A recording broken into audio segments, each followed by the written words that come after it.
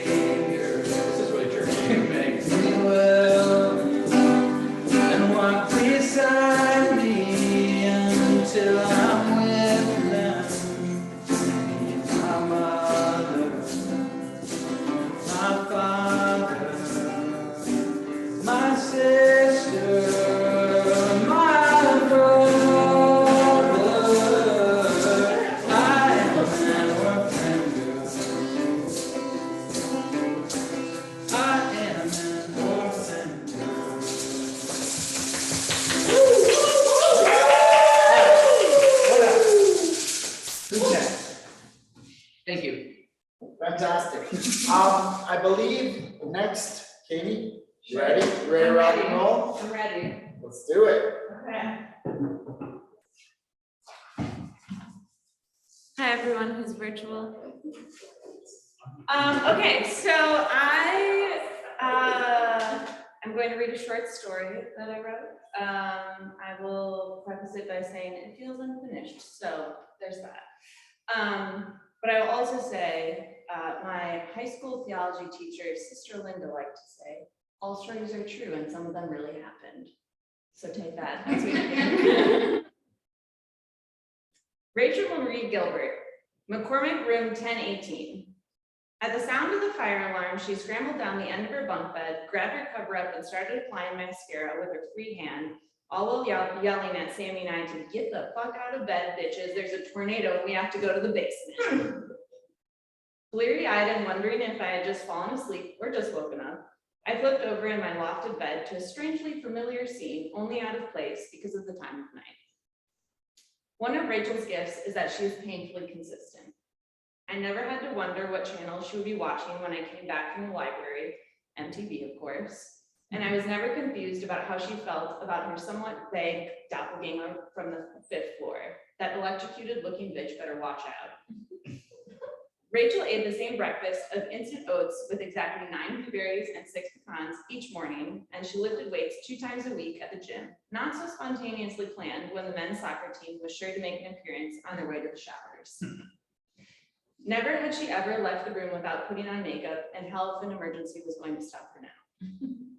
How she managed to powder on her ever so strategically placed glitter and have the straightener singeing away at her naturally wavy, poofy hair before I ever even heard the sirens, I will never know.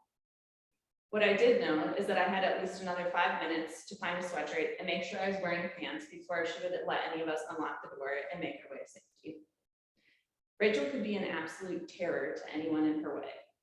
She gave me the up-down look every time I walked into our room, in or out of our room, passing judgment on what I was wearing and who I was with. She rotated through the same handful of guys who would have her attention one day and her glare the next. She even convinced Mark from down the hall to break up with his girlfriend of 3 years because she was holding them back on the weekends, whatever that meant. Rachel was undoubtedly the most aggravating person I had met freshman year in college, and I had to live with her for 9 months. In the time it took her to finish her winged eyeliner and pick out a perfectly coordinated, but casually chic matching sweatsuit to wear in our march to the basement, the RA had already knocked on our door twice and threatened to get a lockout key if we didn't hurry up. Rachel, we gotta go, you look fine, come on, I mumbled as I tried to move toward the door. No one is opening that door until I say so, she snapped, looking me straight in my half-open, definitely crusty, absolutely not glittered eyes. I was stunned. She really was going to let us die before going out into the hallway unprepared.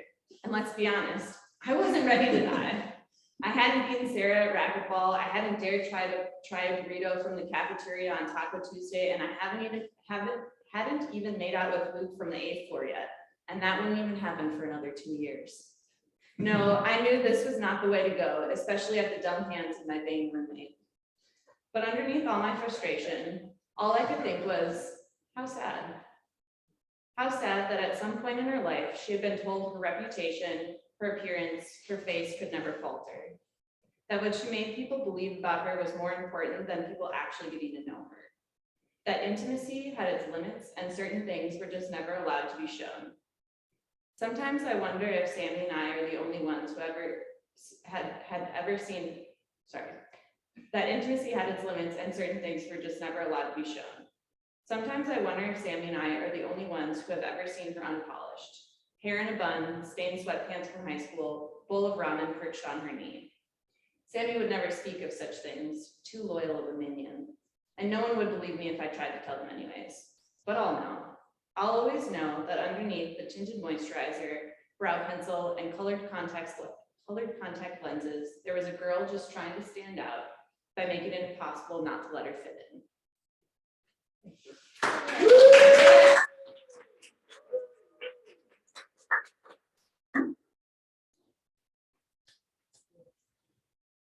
Are we popcorning it? Yeah.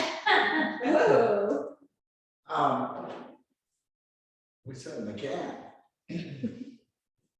Start all the people to popcorn. All right, very good. Pardon me. Speaking of, I have popcorn in my throat. Pepperoni. Yes. Hello, how are we in Zoom land? Great, that's wonderful. Fantastic. We Sonia, love Nathaniel and Kami. I'm sorry, what? We love Nathaniel and Kami. Zoom loves Nathaniel and Kami. Zoom. They're taller than we thought they'd be. I'm sorry, what was that, Annie? Taller. Sonia, Everyone's have you come up with an idea yet? I did, but then it died along with my my everything. Everything is slowly dying. Died along with everything else that is slowly dying. Was that just a sad poem? That was a great one, Sonia. Woo! That was my haiku for the night. Well, Kristen, would you happen to have anything ready to rock and roll? You can say you need more time, or you can just say no. Yeah, I have something. I just was finding it in my Google Drive. All right. So, I also just pulled up something. Oh, so that, We'll do it at the same Well, time. we are going to have for the first time dueling poems where Seville and Kristen are going to read simultaneously. Can Kami tell us where she got her overalls while they're preparing? I believe she got them from Oshkosh, Begot. I am from Wisconsin. Yeah. Who asked that, Sarah? Yeah. They're from ASOS online. They're so cute. Thank you. What about my reddish pants? Are they corduroy? No, they're actually denim. Okay. Andrew has some red corduroy pants that I always make fun of. So I feel like, you know. I'll tell you, as someone who has really gotten into content, I'll tell you, this is strong. This is strong content. We're trending. Yes, pants talk. I don't even remember where I got these pants. I couldn't tell you. Well, that's too bad. Are these pants that, Where'd you get your pants? I think these are pants that fit anybody who puts them on.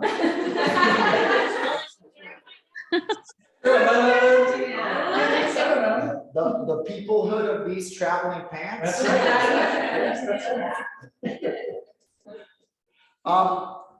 Seville, is this you coming to? I was just checking on our son. Are you ready? Whatever you want to do this time. You're ready to go. Josh, what's your shirt say? It says more miles, more smiles. Mm. Was that made for you? It's really deep. Is it a runner? Is it a runner thing? Yeah. I wouldn't know about that. Damn, that's why I was confused. You inspired me. I wasn't gonna do anything, but I was like, hey, I have a poem I can read, right? Yeah. All right. So it's called On Forgiveness. It's kind of sad, but it's fun. When you are stolen from yourself, when someone has carved themselves into your being, could you or should you even forgive? When someone has turned your fabric to stone, when that stone was shaped and it is the only you that you even know, could you or should you forgive? When you hear that forgiveness is for you and not for someone, when you yearn to tear the sculpture down to uncover that fabric, could you or would you forgive? When you meet the shredded remnants, when you know the sewing will be long and painful, could you or would you forgive? When you look at the tapestry you wear so proudly, when your breath enters with ease and strength, there is nothing there to forgive. Woo!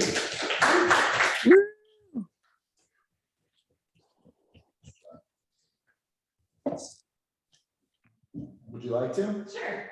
Yeah. So a little context for this poem, hello, is that it's kind of depressing. So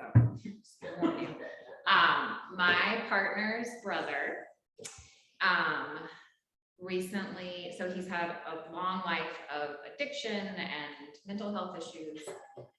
And he was recently in jail, and then he was out on bail from his ex-wife, and he ended up overdosing and dying. So this happened like 3 weeks ago. Before that even happened, I wrote this poem about him and his mom, who is my mother-in-law-ish. So, sorry, it is kind of like really down, but it's called It's Just Too Much. It's just too much. What happens when your brown-haired baby boy is broken? Because he somehow learned that everything is not his fault. Everyone else is to blame, and it has twisted his brain into an ugly, sad pretzel. That and the drugs, and head trauma, and life trauma. It's all to blame, really. One day you are feeding him from your own body, and today he is stabbing a stranger from down the drugged-out motel hall. But this time, even if it is someone else's fault, it doesn't matter. It's one too many times, one too many traumas, one too many saves by his saviors who have decided it's time to go to bed or take a break. Because why shouldn't they, or she, be able to take a break? She fed you, for God's sake, from her own goddamn body. And now you're doing that thing. You're squashing her like a bug, just like you said you would. Always listen, because people will tell you who they are.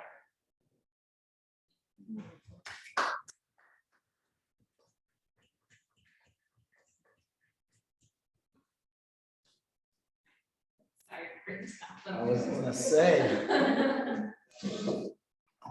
who should follow that one? Did Kristen say where she got her pants? From my mom, she gave them to me. Kristen's Love that. her mom's pants. I too am wearing my mom's pants. My son. Yeah,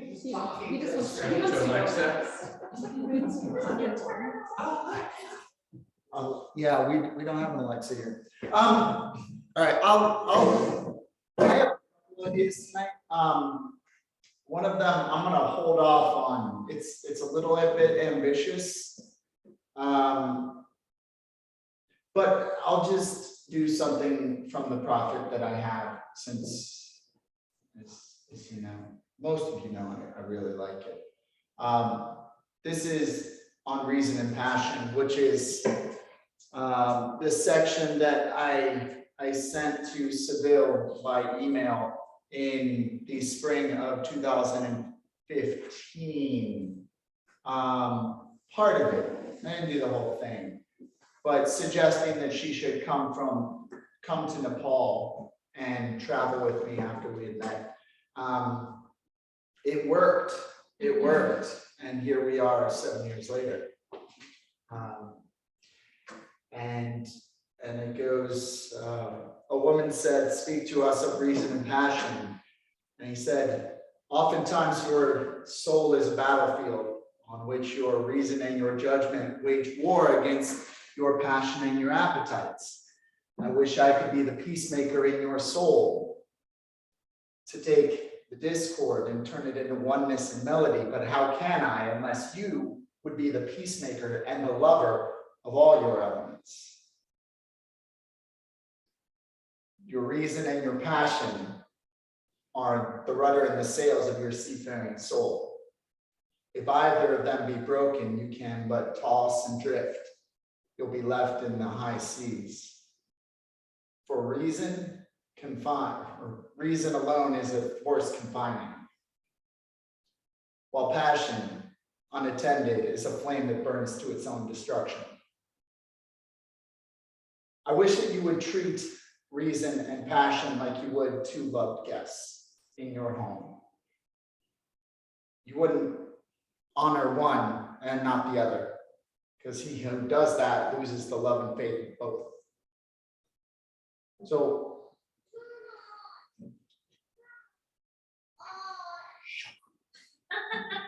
you're ruining it.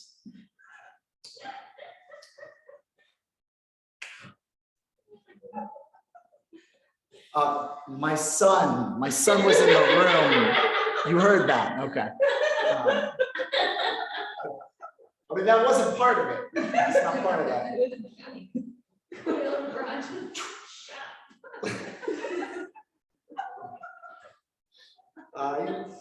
Khalil Gibran actually had quite a temper. He was actually a very mercurial man. So when, as I was saying, when you are sitting amongst the white poplars in the forest, looking over distant meadows, let your heart say in silence, God rests in reason. And when the storm comes and the wind shakes the forest and the thunder and lightning proclaim the majesty of the skies, then let your heart say in awe, God moves in passion. And since you too are a breath in God's sphere and a leaf in God's forest, so you too should rest in reason and move in a patch.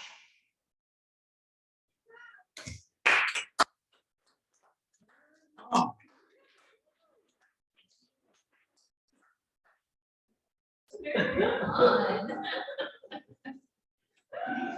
Turn on. Christy, you wanna do something?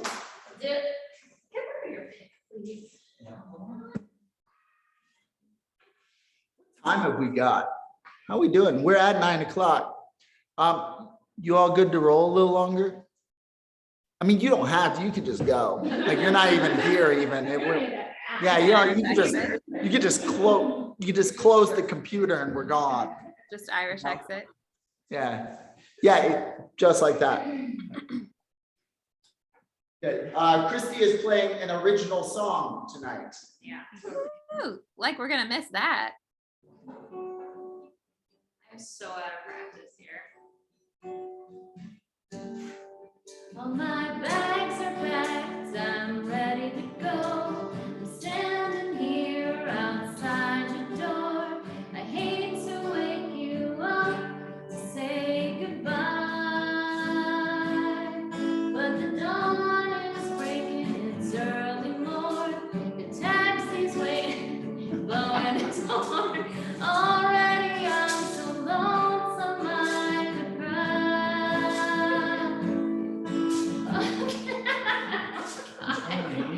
Kiss me and smile for me. Tell me that you'll wait for me. Hold me like you'll never let me go. 'Cause I'm leaving on a jet plane. Don't know when I'll be back again. Oh, babe, I hate to go. There's so many times I've let you down, so many times I've played around. I'll tell you now, they don't mean a thing. Every place I go, I'll think of you. Every song I sing to you. When I come back, I'll wear your wedding ring. So kiss me and smile for me. Tell me that you'll wait for me. Hold me like you'll never let me go. 'Cause I'm leaving on a jet plane. Don't know when I'll be back again. Oh, babe, I hate to go. Now the time has come to leave you one more time. Let me kiss you, then close your eyes. I'll be on my way. Dream about the days to come when I won't have to leave alone. About the time I won't have to stay. So kiss me and smile for me. Tell me that you'll wait for me. Hold me like you'll never let me go. 'Cause I'm leaving on a jet plane. Don't know when I'll be back again. Oh, babe, I hate to go. 'Cause I'm leaving on a jet plane. Don't know when I'll be back again. Oh, babe, I hate to go.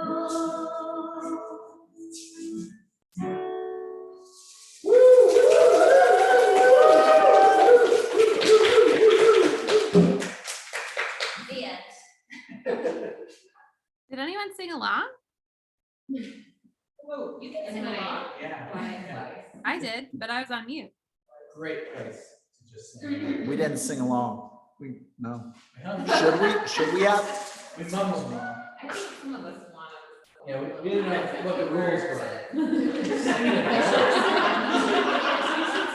I did. Okay, great. We'll do it again. Next time.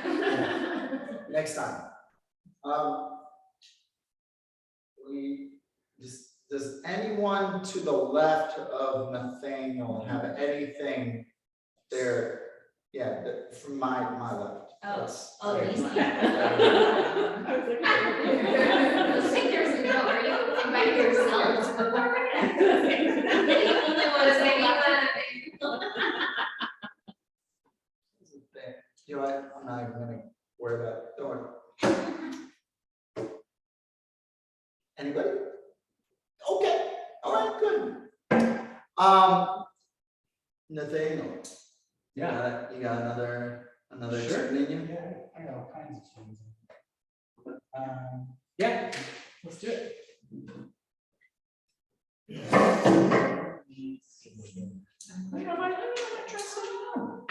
Oh, please. Help yourself.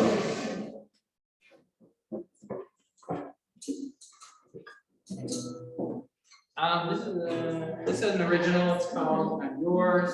I kind of wrote it hoping that I could sell it to a country artist or something like that. So if you know any who would really nail it, that'd be great.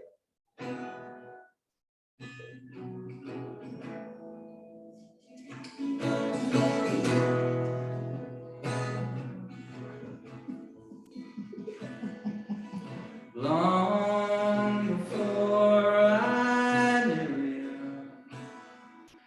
knew you so well, I could tell from the moment our eyes met, I fell for you.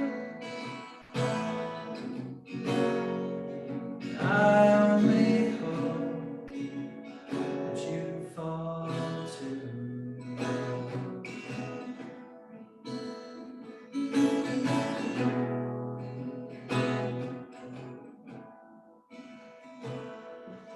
Stay awake till sunrise.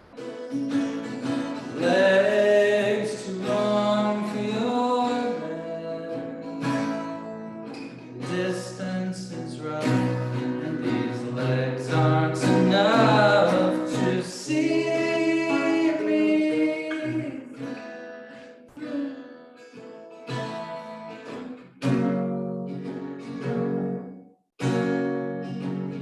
They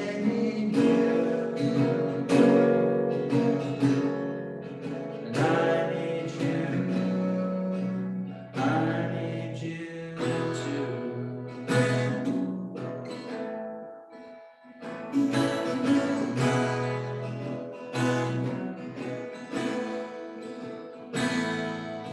States in between us can all disappear, and I could see you every day. Oh, it's not the weather, don't blame it on the rain. Geography gets in our way. Our love is such a blessing. In fact, it's my favorite curse. Even worse, the day grows long. They keep on playing our song all the while. The thought of you makes me smile. Floored, thrilled to death. I'm alive, and I'm yours.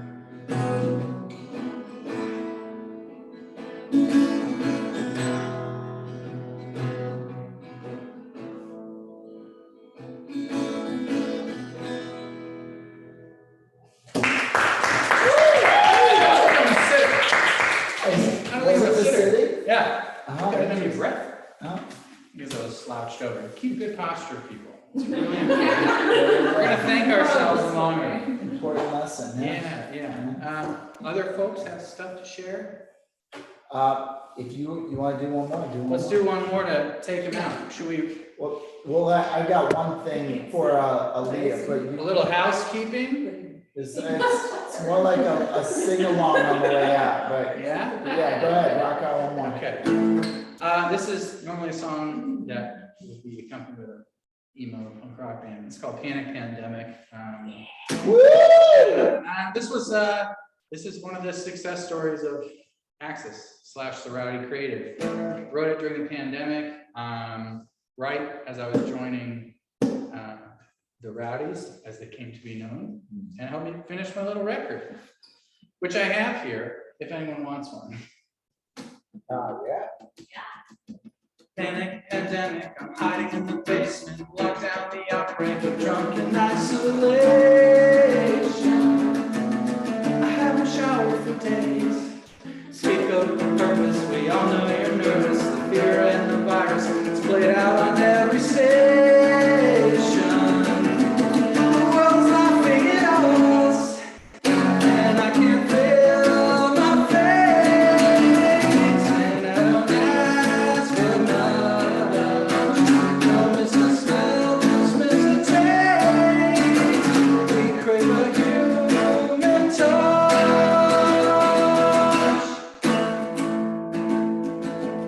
Stay 6 feet away from me. It's not a symptom, it's a sign. Too big to fail by design. And it's not much to ask. Just hide away behind your mask. Cover up your mouth. That's wild. Cover up your mouth and spread your ignorant disease. Good patience only works so long in trying times like these. Stay 6 feet away from me. Get out, stay out, and stay inside. Come on, it's up to you and I.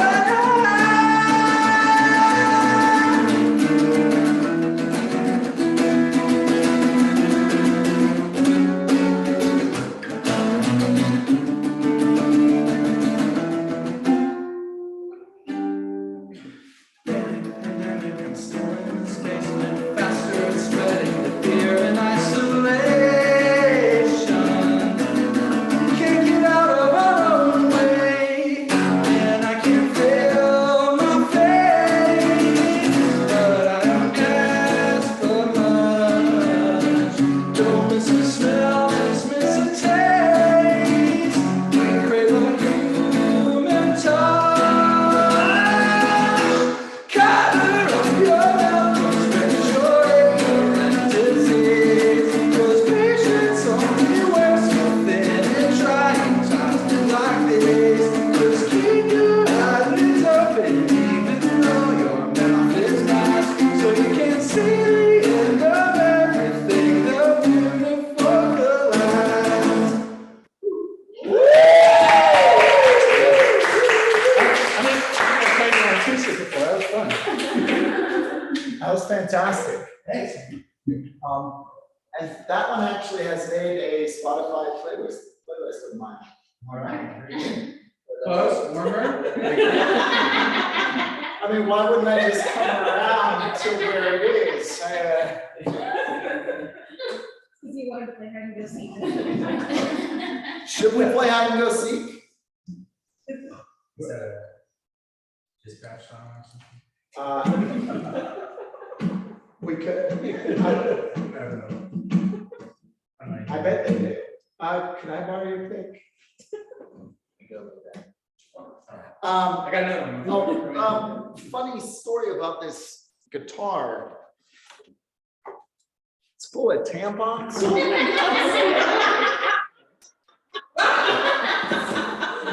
Oh, and that was a flossing stick. Louder.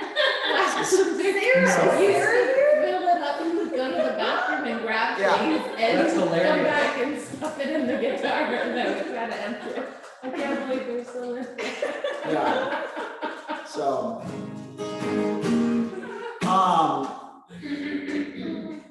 any mistakes here are due to the tampons stuffed in the guitar. Same as mine. Oh, also, yeah. They're pads. I didn't realize that they were all still in there until like a half hour before we were doing this. So, Are women allowed to make that, say that, if Yes. any mistakes are due to the tampons? As a general rule, women are allowed to say whatever they want.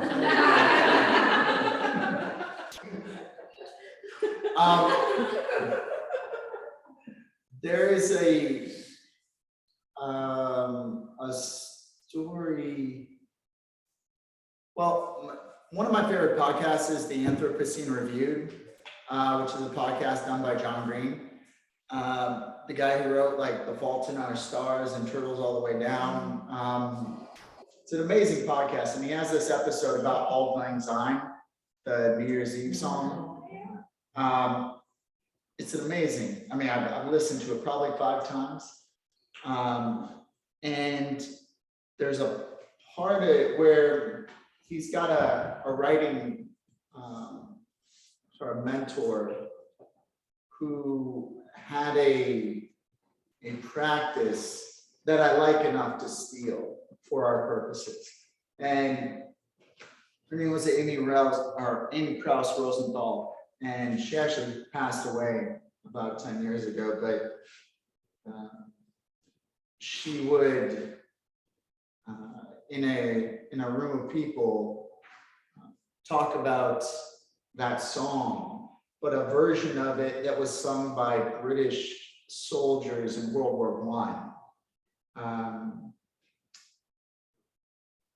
When World War I was trench warfare, and it was just years of machine gunning both ways and nobody actually going anywhere. Just meaningless death. And the song they would sing is to the tune of that. We're here because we're here because we're here because we're here. We're here because we're here because we're here because we're here. To the tune of Auld Lang Syne. What are you maniacs doing out there? What? The tone is very different on virtual. Yeah. Totally different. What do you have on your head? What is that? Is that an empanada? It's a beret. A beret? Is it not? That looks like a hydrangea. Think about World War I.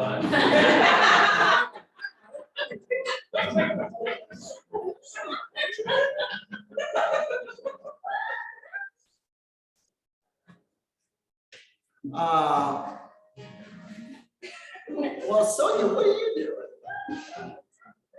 I'm in the room. I'm the art.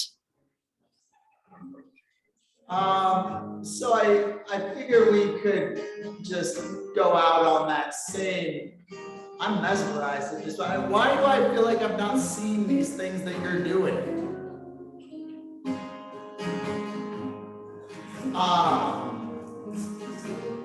Yeah, so we just sing that a little bit, and her thing in doing that was that even though that song in that context was pretty depressing, the context we use the song in otherwise is really lovely. And you could take the depressing version and in another context, make the thing lovely again.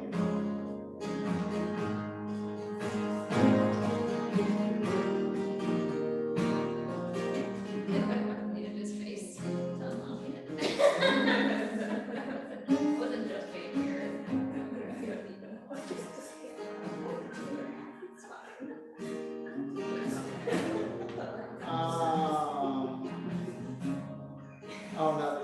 wheels are coming off the way. Well, now, Sarah, what are you doing? That's just a bridge too far. That's... What? No, what? What? Are you a bear? What is that?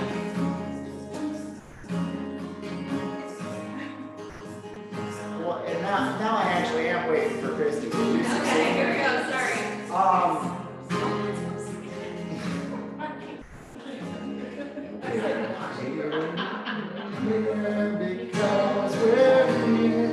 Because we're here, because we're here,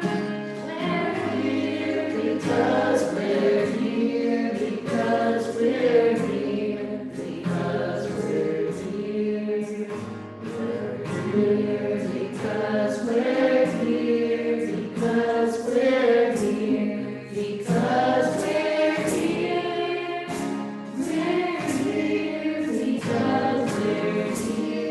because we're here, because we're here. One more time. Here because we're here, because we're here, because we're here. We're here because we're here, because we're here, because we're here.